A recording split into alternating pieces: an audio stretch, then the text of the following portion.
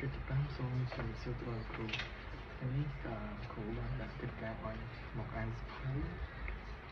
ខ្ញុំហើយយកចំណុចមេរៀនទី1សេចក្តីប្រកាសព័ត៌មានបទបំណងនៃមេរៀននេះគឺនៅចុងបញ្ចប់នៃភាសានេះគឺអ្នកគួរតែអានបញ្យលនៅប្រវត្តិនៃសង្ខេបសេចក្តីប្រកាសព័ត៌មាននិងការវិវត្តរបស់វានេះជាមូលដ្ឋាននៃសេចក្តីប្រកាសព័ត៌មានរបៀបរៀបចំប្រកបដោយប្រសិទ្ធភាពកំណត់គោលដៅបំណងនៃសេចក្តីប្រកាសព័ត៌មានឲ្យសមស្របទៅនឹងសាធារណជននិងគោលដៅនៃប្រព័ន្ធផ្សព្វផ្សាយអនុវត្តជំនាញសេចក្តីប្រកាសព័ត៌មានមានចំណងជើងទាក់ទាញនៅក្នុងសារច្បាស់លាស់ចំណុចទី1សេចក្តីផ្ដាំចំណុចទី1សេចក្តីផ្ដាំពេលសេចក្តីផ្ដាំគឺជាឧបករណ៍ស្នូលនៅក្នុងទំនាក់ទំនងសាធារណៈដែលអ្នកជំនាញ PR ប្រចាំថ្ងៃដើម្បីបញ្ជូនព័ត៌មានសំខាន់ៗអំពីអង្គភាពប្រជាជនអតិថិជនឬប្រព្រឹត្តទៅកាន់ប្រព័ន្ធអប់រំផ្សព្វផ្សាយនិងសាធារណជនមិនថាកំពុងតែប្រកាសព័ត៌មានចេញពីផលិតផលថ្មីឬការបើកសាខាឬការរៀបចំកម្មវិធីសម្រាប់ស្ថិរទេសប្រកាសព័ត៌មានគឺជាវិធីផ្លូវការ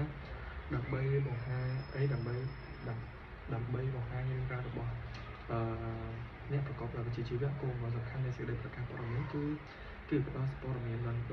មានតម្លៃឲ្យគួរចាប់អារម្មណ៍ដើម្បីទាក់ទាញយកការទទួលដាក់ពីអ្នកសារព័ត៌មាននិងជំរុញឲ្យពួកគេសរសេរអត្ថបទអំពីអង្គភាពរបស់អ្នកទោះជាកង្វះវិសារភាពមិនពាក់ព័ន្ធនឹងព័ត៌មានខ្លឹមសារ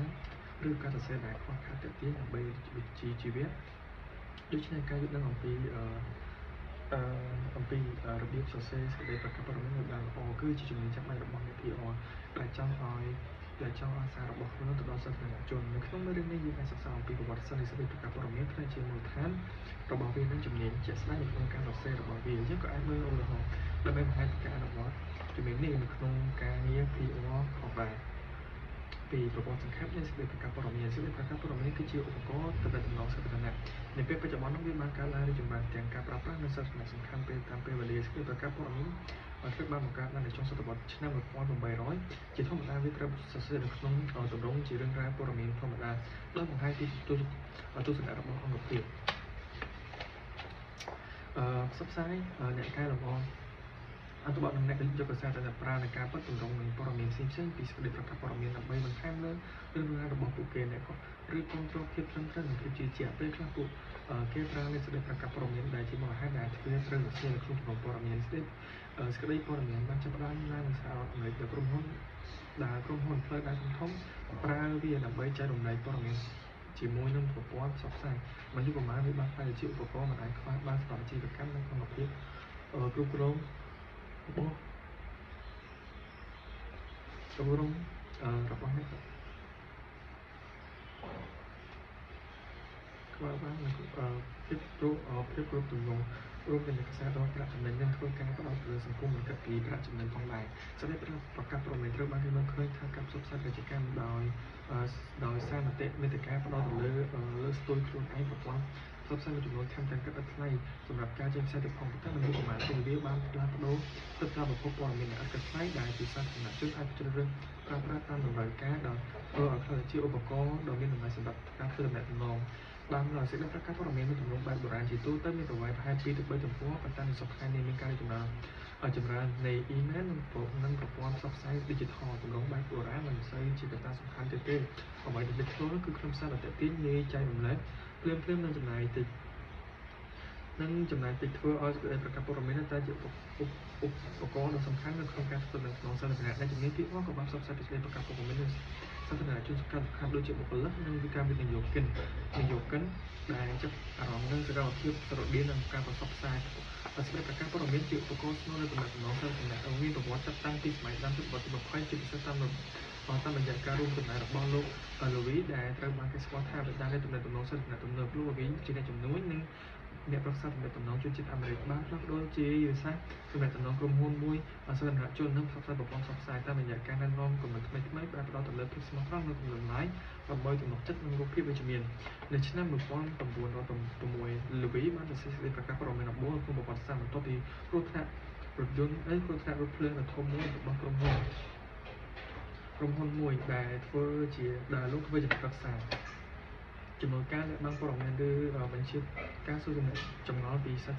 អ្នកសារព័ត៌មានលោកបានសម្រេចចិត្តសរសេរសេចក្តីថ្លែងការណ៍ខ្លីមួយដែលមានលក្ខណៈច្បាស់លាស់និងផ្ទុកនៅការអំពីហេតុការណ៍នោះ ហើយបានផ្ញើវាទៅកាន់អ្នកសារព័ត៌មានផ្សេងៗការដល់ព័ត៌មាននេះមិនត្រឹមតែជួយក្រុមហ៊ុននោះគ្រប់គ្រងគឺវិបត្តិល្អប្រសើរប៉ុណ្ណោះទេថែមទាំងបានបង្កើតនូវគំនិតថ្មីមួយសម្រាប់ធ្វើទំនាក់ទំនងទៅប្រព័ន្ធផ្សព្វផ្សាយនិងសេចក្តីព័ត៌មាននេះបានបាទ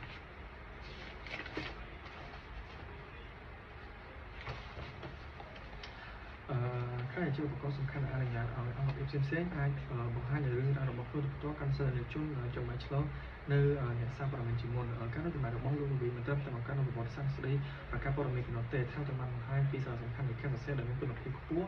សេចក្តីប្រកាសព័ត៌មានរបស់លោកបានបង្ហាញថាសាមញ្ញមានពីក្រុមហ៊ុនក្នុងការបញ្ចេញឲ្យមានការដែលទាន់ពេលវេលាអាចផ្លាស់ប្ដូរសម្រាប់តំណងសាធារណជនចំពោះអង្គភាពមួយចំនួនលើពីនេះទៅវិធីសាស្ត្ររបស់លោកបានបញ្ចប់ថាការនិយាយជាសាធារណៈនិងការសរសេរទំនាក់ទំនងគ្នាជិតស្និទ្ធឧបករណ៍បន្ទាប់ពីចេញផ្សាយសេចក្តីប្រកាសរបស់លោកលវីក៏បានធ្វើទំនាក់ទំនងនិយាយផ្ទាល់ជាមួយនឹងសាក់មួយហើយបានពន្យល់បន្ថែមនឹងឆ្លើយសំណួរដែលបង្ហាញអំពីសមត្ថភាពរបស់លោកនៅក្នុងការប្រើប្រាស់ចំណេះសរសេរនិងការនិយាយសាធារណៈដើម្បីគ្រប់គ្រងព័ត៌មាន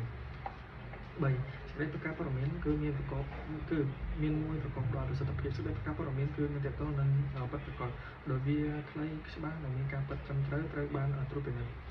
ឲ្យមកចុះនិងស្អាតត្រូវបានឆ្លងណាអ្វីកន្លែងណាហេតុអ្វីនៅកន្លែងថាដំបូងឲ្យបានរៀបចំទៅលើលំដាប់ពីចុះ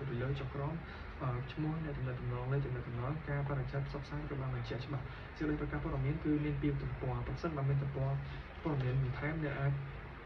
ជាប់ឯកសារបន្ថែមដូចជាសំណុំការពិតជីវប្រវត្តិឬរីខិតដើម្បីផ្សព្វផ្សាយព័ត៌មានឥតទោះបីជាសេចក្តីប្រកាសព័ត៌មាននោះជាឧបករណ៍សំខាន់ក្នុងការទទួលតំណែងPR ក៏ដោយក៏វាគ្រាន់តែជាផ្នែកមួយសំខាន់សម្រាប់ឧបករណ៍ជាច្រើនដើម្បីទូនាទីជាវិធីសាស្ត្រចម្បងសម្រាប់ផ្សព្វផ្សាយព័ត៌មានសំខាន់ទៅកាន់សាធារណជននិងពិភពខាងក្រៅប្រកបដោយប្រសិទ្ធភាពសម្រងខ្ពស់តែគេហៅបានថាខ្ពស់ប្រកាសដ៏ស្រង់សារៈសំខាន់នៅក្នុងសេចក្តីប្រកាសព័ត៌មានជាធម្មតាតួគួរដកស្រង់សម្ដីពីប្រធានអង្គភាពឬយ៉ាងទទួលខុសត្រូវទៅលើកម្មវិធីប្រកាសសំណងជួយខូចណាជួយសម្រួលអត្ថន័យនិងការរកដល់ការប្រើទំនួលបង្ហាញពីទស្សនៈពីចំហសេចក្តីប្រកាសប្រកាសព័ត៌មានរបស់ខ្លួនផ្ដោតទៅលើការបាត់ប្រភេទនេះសេចក្តីប្រកាសព័ត៌មាននេះអាចសរសេរអំពីផលិតផលថ្មីការបើកផលិតផលថ្មីឡើងវិញការជ្រើសរើសបុគ្គលិកប្រតិការពិសេសការផ្ដល់នូវព័ត៌មានរង្វាន់ជាចិត្តដាភាពទាក់ទាញនៅក្នុងស្រុកសេចក្តីប្រកាសព័ត៌មានល្អមានតំណែងជាមួយនឹងតំបន់មូលដ្ឋានឧទាហរណ៍បើក្រុមហ៊ុនផ្ដល់ហេតុប្រកបដោយសិទ្ធិស្វែងរកទោះជាព័ត៌មាននោះអ្នកកសាក្នុងការចាប់អារម្មណ៍ជាអីអ្នកកសាក្នុងស្រុកអាចចាប់អារម្មណ៍ផ្នែកជាមូលដ្ឋាននៃប្រកាសព័ត៌មានប្រកាសព័ត៌មានមានភាពវាត្រូវមានរយៈសំខាន់រៀបចំឡើងដើម្បីបម្រើឲ្យអ្នកអានជាពិសេសប្រកាសព័ត៌មានមិនខុសពីនេះថាសារវាត្រូវតែបញ្ចូលចេញផ្នែកទាំងនោះរួមមានចំណងជើង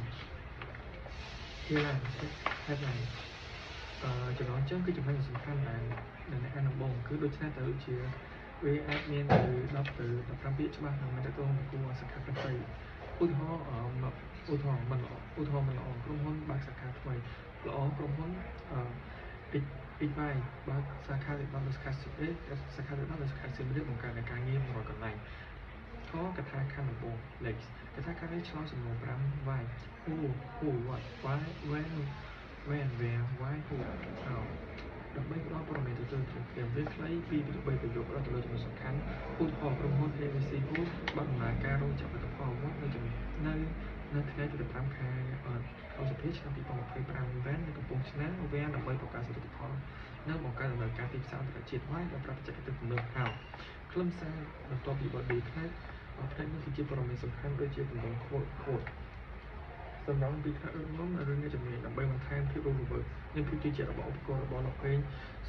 សំណាងវិសុទ្ធនាយកប្រតិបត្តិមានប្រសាសន៍ថារោងចក្រនេះត្រូវបានបង្កើតឡើងជួយការងារដល់កន្លែងនិងជំនួយសេដ្ឋកិច្ចសហគមន៍ទិន្នន័យឬស្ថិតិដើម្បីគ្រប់គ្រងការបាត់ឧទាហរណ៍ការវិនិយោគមានតម្លៃ$15 លានរហូតដល់រំពឹងនឹងបង្កើតផលិតផល30%ក្នុងរយៈពេល2ឆ្នាំប៉ុន្តែដើម្បីបន្ថែមអំពីហេតុផលឬផលប៉ះពាល់ឧទាហរណ៍រោងចក្រនេះត្រូវជាផ្នែកមួយនៃប្រព័ន្ធអាជីវកម្មរបស់ក្រុមហ៊ុនទៅកាន់ទីផ្សារអាស៊ីនៅក្នុងទំនាក់ទំនងសាធារណភាពជាការរៀបចំព័ត៌មានតាមលំដាប់សាធារណៈសំខាន់ពីសំខាន់ទៅតិចសំខាន់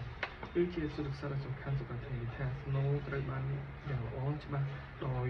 ទស្សនិកជនវិធីនេះធ្វើស្គាល់ថា inverted pyramid ប្រសាទបាបបញ្ចាស់ការអព័ត៌មានសំខាន់នៅក្នុងផ្នែកខាងលើហើយបន្តជាព័ត៌មានបន្ថែមឬលម្អិតតាមក្រោយខផ្នែកពីអង្គភាពកថាខណ្ឌខ្លះៗដែលមានពិព័រណ៍នេះឬបរិបទឧទាហរណ៍ ABC ជាក្រុមហ៊ុនឈានមុខគេក្នុងវិស័យបច្ចេកវិទ្យាបង្កើតឡើងក្នុងឆ្នាំ2010ជាមួយនឹងសាខាចំនួន10ទូទាំងប្រទេសនៅទូទាំងអាស៊ីអាគ្នេយ៍ដែលក្រុមហ៊ុនប្រាជ្ញាប្រកបដោយគុណភាពនិងប្រកបដោយគុណភាពព័ត៌មានទំនាក់ទំនងផ្ដល់ឈ្មោះជាលេខទូរស័ព្ទអ៊ីមែលរបស់អ្នកទំនាក់ទំនងអ្នកព័ត៌មានឧទាហរណ៍សម្រាប់ផ្ដល់ព័ត៌មានសុខទំនាក់ទំនងរបស់លោកប្រភេទណាមតនៈតាមរយៈអ៊ីមែលសុភានិងការបរិច្ឆេទតើសេចក្តីប្រកាសអាចផ្សាយទៅវិញត្រូវនឹងចាំថ្ងៃកំណត់គឺជាការសំខាន់ដើម្បីគ្រប់គ្រងពេលវេលាអ្នកទៅទទួលការផ្សាយជាធម្មតាដែលចំណេញពីអននិងបញ្ជាក់នៅផ្នែកខាងលើសេចក្តីប្រកាសដូចជាសម្រាប់ការផ្សាយព្រាមផ្សាយនៅថ្ងៃទីបរិច្ឆេទតន្ត្រីជាច្រើន ប្រភេទនៃសេចក្តីប្រកាសព័ត៌មានអាចប្រើបានក្នុងគោលបំណងផ្សេងៗគ្នាគឺជាអាស្រ័យលើការរបស់អង្គភាពប្រភេទភាពផលិតផលថ្មីប្រកបប្រកាសអំពីការផលិតផលឬកិច្ចសកម្មថ្មីឧទាហរណ៍ក្រុមហ៊ុនកំណុងTitress បានដំណើរការនៅក្នុងរបៀបឆ្លាតវៃក្នុងបច្ចុប្បន្នជាមួយនឹងបច្ចេកទេស AI ព្រឹត្តិការណ៍ពិសេសផ្សព្វផ្សាយកម្មវិធីសម្រាប់ធម៌សន្ធិឬការបើកឧទាហរណ៍អង្គភាព Jealous រៀបចំពិធីដាំឈើជាឆ្នាំ11666ឆ្នាំនៅខេត្តបាត់ដំបងការជ្រើសការសិក្សាបុគ្គលិកអង្គប្រកាសអំពីការដឹកនាំពីក្រុមហ៊ុន ABC តែតាមរបស់ពេញសុភាជានាយកប្រតិបត្តិការពីតំបន់ឬសមិទ្ធផលបង្ហាញពីការទទួលស្គាល់ឬការចូលចិត្តឧទាហរណ៍នៅក្នុងក្រុម Advisor ទទួលបានពានរង្វាន់ក្នុងក្រុមហ៊ុនបរិស្ថានល្អឆ្នាំ2026ការរកស្រាយពិបាកឆ្លងទៅនឹងព័ត៌មានអវិជ្ជមានឬបញ្ហាឧទាហរណ៍ក្រុមហ៊ុន ABC សូមជួបអតិថិជនចំពោះផលិតផលនិងការផ្ដល់សំណងដើម្បីធ្វើឲ្យសេចក្តីប្រកាសព័ត៌មានទទួលបានជោគជ័យផ្ដោតទៅលើការពិពណ៌និងធ្វើឲ្យប្រកាសថាសេចក្តីប្រកាសព័ត៌មាននេះគឺដំណើរជាមួយសាធារណជនក៏ដែរគឺជាមានការផ្សព្វផ្សាយហួសហេតុការប្រើប្រាស់ផ្សព្វផ្សាយហួសហេតុដូចជាល្អបំផុតឬក៏អស្ចារ្យដោយគ្មានផុសតាងជាក់លាក់អាចធ្វើឲ្យសេចក្តីប្រកាសព័ត៌មានបាត់បង់ពីទំនើបផ្ទុយទៅវិញការសេចក្តីប្រកាសព័ត៌មានជាក់ស្ដែងឬទិន្នន័យគ្រប់គ្រងដោយជួយបង្កើតភាពគួរឲ្យទុកចិត្តនិងទាក់ទាញអតិថិជនឬក៏ឧទាហរណ៍មិនល្អផលិតផលរបស់យើងល្អបំផុតក្នុងពិភពលោកផលិតផលរបស់យើងទទួលបានការវិនិយោគការតាមទៅអតិថិជន16600នាក់ប្រើសម្រងឲ្យប្រើខូតឲ្យមានអត្ថន័យសម្រាប់បន្ថែមរបស់អតិថិជនមិនមែនធ្វើតាមអដែរការឧទាហរណ៍មិនល្អបើរោងចក្រល្អរោងចក្រនេះនឹងផ្ដោតទៅលើ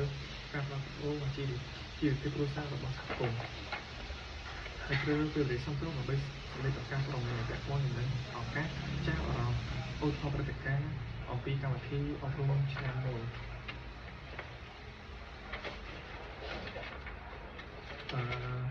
បើឧទាហរណ៍សេចក្តីប្រកាសព័ត៌មានខាងក្រោមសេចក្តីប្រកាសព័ត៌មានពេញលេញលទ្ធផលនៃប្រឡងសញ្ញាបត្របឋមសិក្សាប្រវត្តិភូមិឆ្នាំស្វ័យប្រឡងក្រសួងអប់រំវិទ្យាកន្លងសូមជម្រាបជូនសាធារណជនពលរដ្ឋថាការប្រកាសស្តីប្រឡងសមាបត្តិទុនញាភូមិសម្រាប់ប្រឡង8កំណត់ឆ្នាំ2024នៅថ្ងៃទី30កន្លះឆ្នាំ2024សម្រាប់ព្រឹត្តិការណ៍ពេលនៅខែកណ្ដាលថ្ងៃទី31និងខែឆ្នាំនិងខែតុលាឆ្នាំ2020សម្រាប់ការទៅទៀត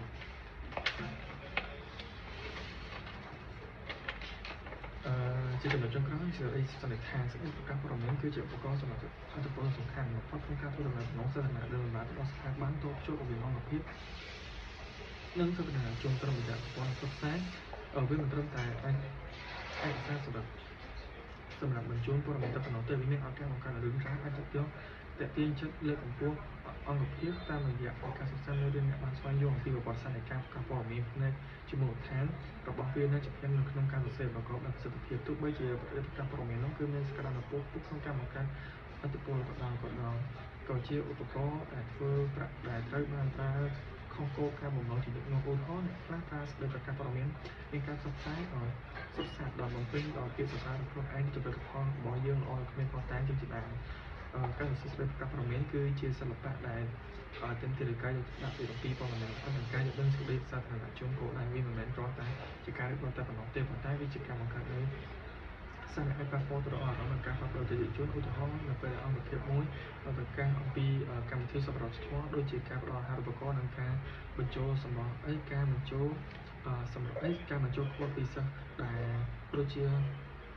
អារម្មណ៍នេះអនុញ្ញាតឲ្យខ្ញុំបន្តសុខភាពមិនជាធរជនអាចធ្វើឲ្យសេចក្តីប្រកាសព័ត៌មានកាន់តែមានភាពមានមនុស្សធម៌និងគួរឲ្យចាប់អារម្មណ៍សម្រាប់